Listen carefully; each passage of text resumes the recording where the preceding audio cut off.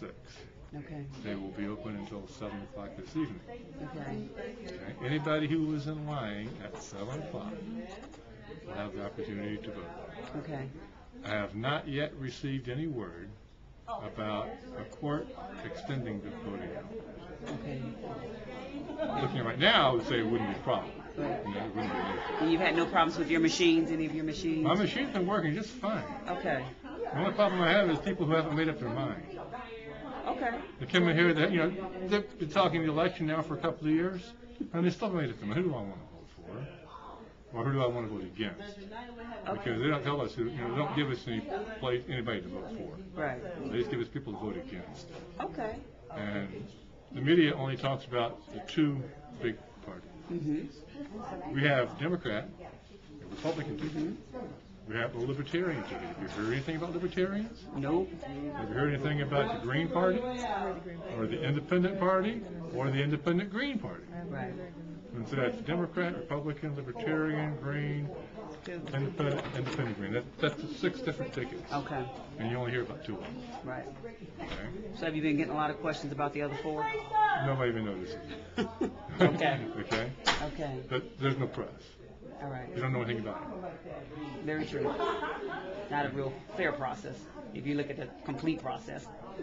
No, I have different ideas on what would be a better process. Probably have something for you too. Okay.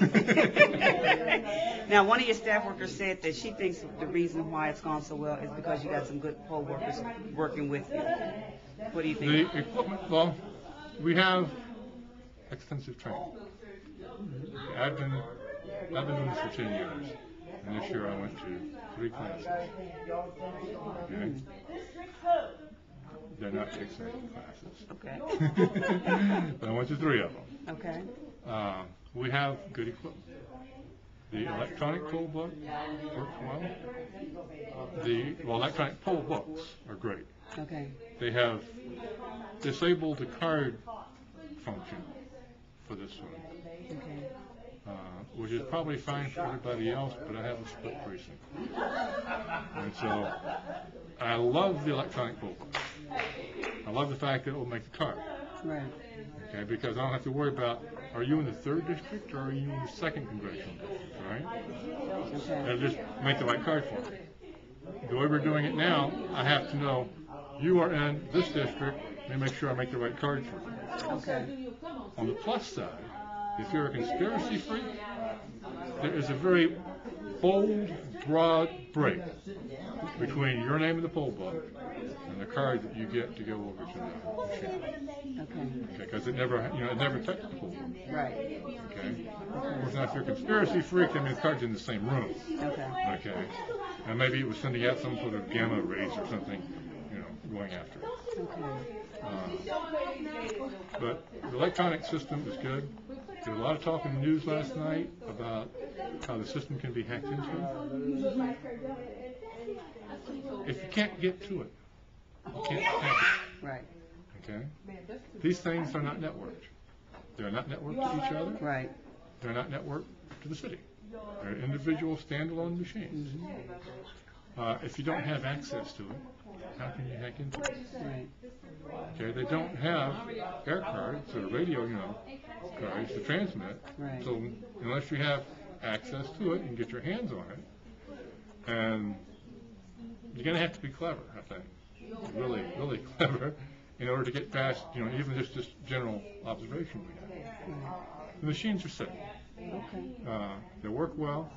I like to have pictures on them so people who can't remember somebody's name. Mm-hmm. That could make it nice, but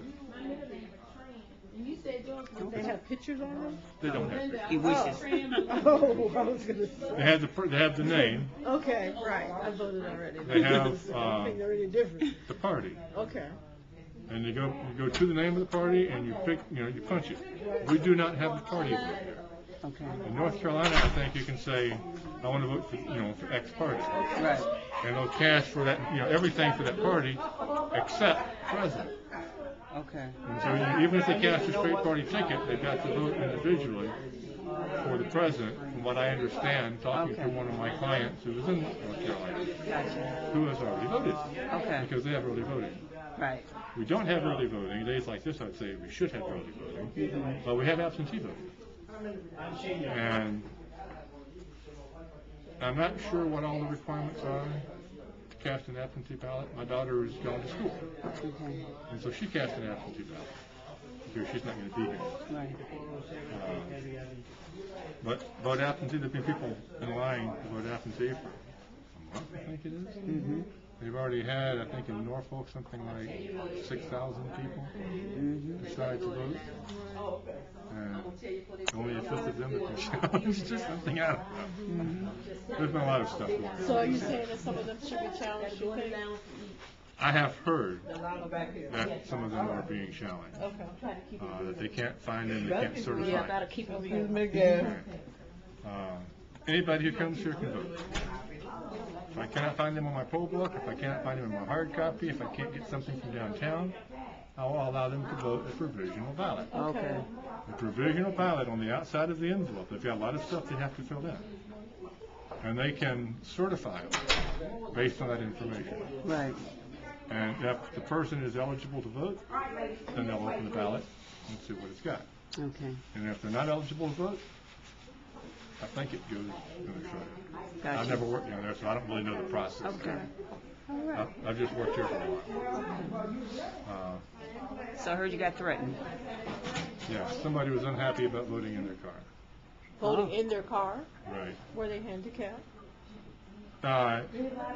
There was no obvious physical handicap on his part. Okay. They may have been in the over 65 category. Okay.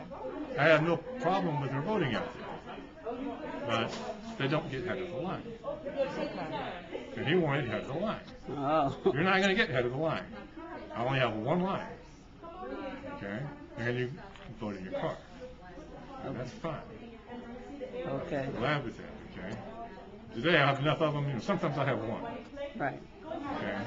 Because I've had some older people in this precinct. Sure. And the one that I've had for years, the gentleman has finally passed away. Okay. Like today, we have lots of people want to vote in the car. Okay. And Americans are, as soon as they hear, all I have to do is be 65. All I have to do is be handicapped, right? Oh, my leg is broken. I got a disability on my back. I can't stand up, you know. Right.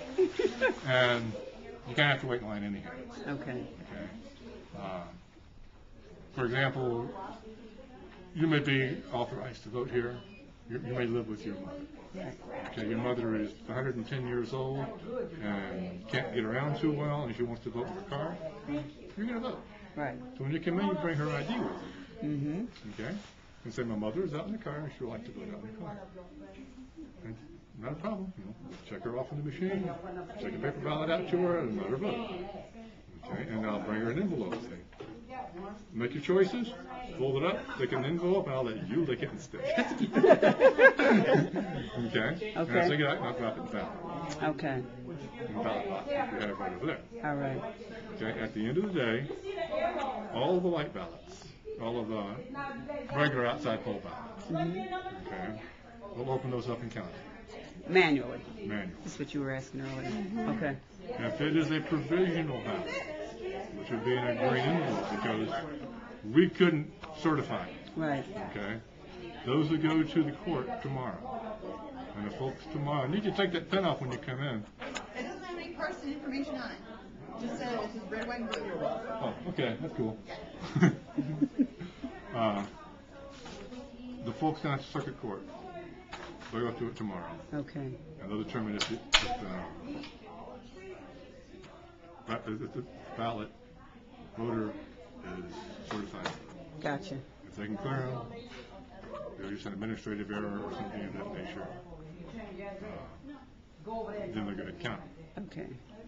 Usually I'll have 3 or 4 absentee ballots because of the way things get printed out. It may take maybe a couple of sheets. Right. There'll only be about 3 or 4 absentee ballots. I had 154 Oh, wow. ballots in this precinct.